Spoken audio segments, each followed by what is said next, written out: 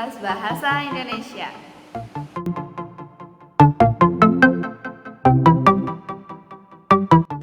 Assalamualaikum warahmatullahi wabarakatuh. Selamat pagi anak-anak, bagaimana kabarnya? Semoga kalian semua dalam keadaan yang sehat dan tentunya semangat untuk belajar bahasa Indonesia hari ini. Hari ini Miss Tias kembali untuk menemani kalian belajar bahasa Indonesia, dan topik yang akan kita bahas hari ini adalah teks prosedur. Minggu kemarin kita sudah mulai membahas teks prosedur ya.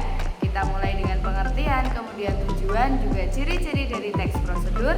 Nah, hari ini kita akan mulai belajar tentang struktur dari teks prosedur dan juga unsur kebahasaannya. Nah, seperti apa struktur dari teks prosedur?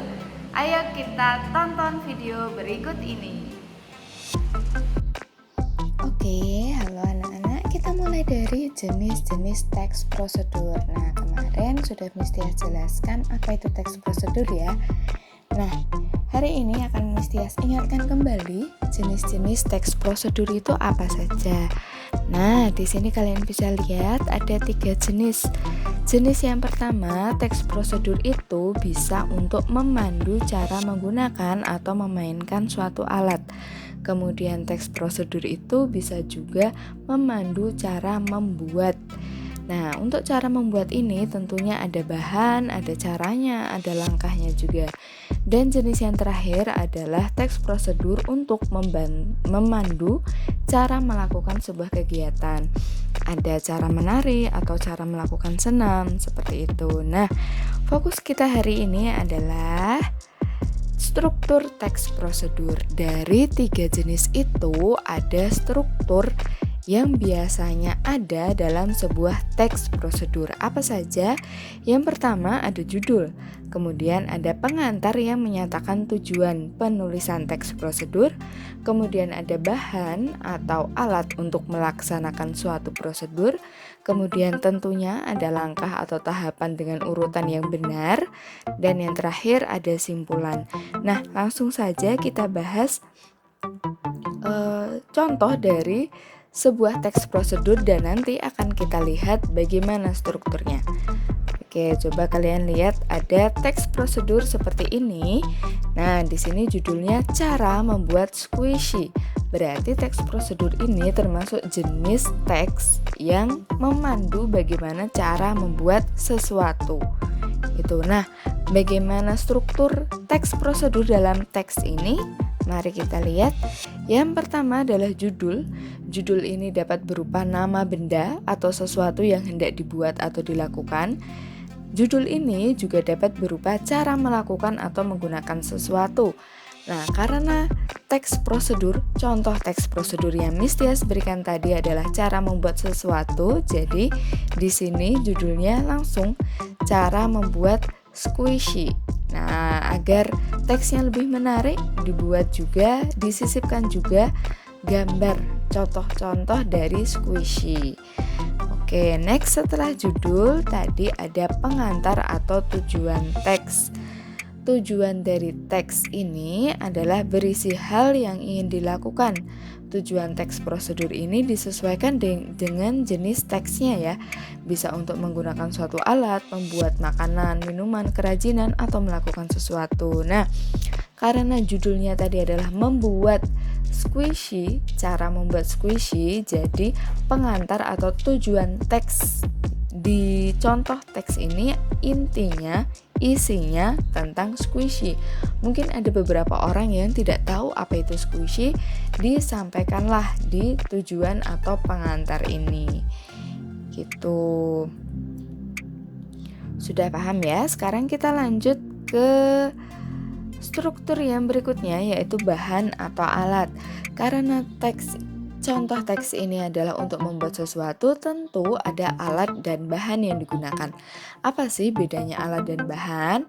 Alat berkaitan dengan benda yang tidak bakal habis atau berkurang ketika kita pakai. Contohnya apa?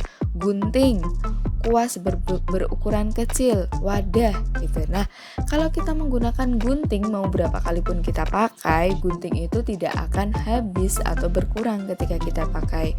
Berbeda dengan bahan. Bahan merupakan sesuatu yang akan berkurang ataupun habis ketika dipakai. Contoh di teks ini adalah spons, lem, air panas, pewarna makanan. Itu kalau kita gunakan lama-kelamaan akan habis. Tahu bedanya ya? Oke, sekarang let's move. Kita lanjut ke urutan langkah.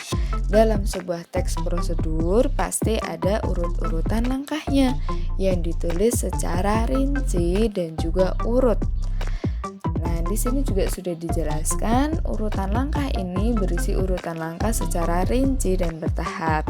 Hal ini bertujuan untuk membuat suatu kejadian menjadi runtut. Biar apa? Biar sehingga tujuan teks prosedur ini bisa dicapai. Nah, di sini di teks prosedur yang Mistias ambil ada 8 langkah. Dan 8 langkah ini harus diikuti urut mulai dari langkah pertama, kedua, ketiga hingga langkah ke-8. Tentu sudah paham ya? Oke, dan yang terakhir adalah simpulan. Simpulan ini tidak semua teks prosedur ada memang, tapi kalau ada simpulan tentu akan lebih lengkap lagi dan lebih bisa membantu pembaca untuk memahami teksnya. Simpulan ini isinya apa?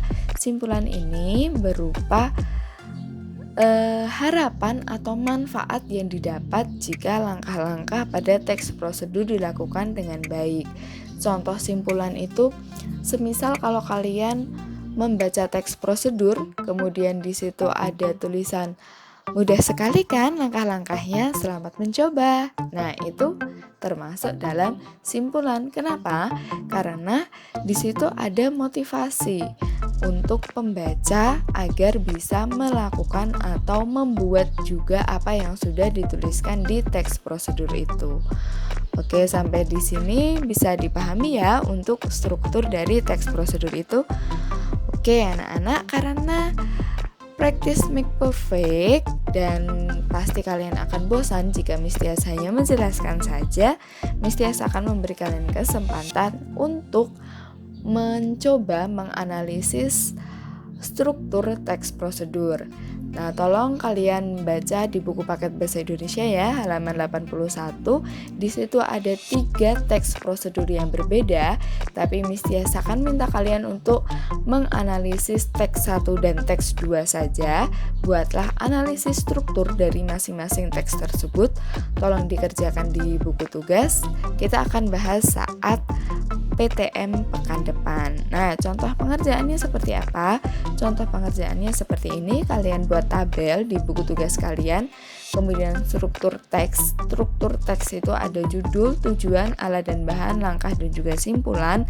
Nah, kalian buat ada kolom teks 1 dan juga kolom teks 2. Teks 1 judulnya apa, teks 2 judulnya apa, tujuannya apa, alat dan bahannya apa, langkahnya, kemudian simpulannya apa.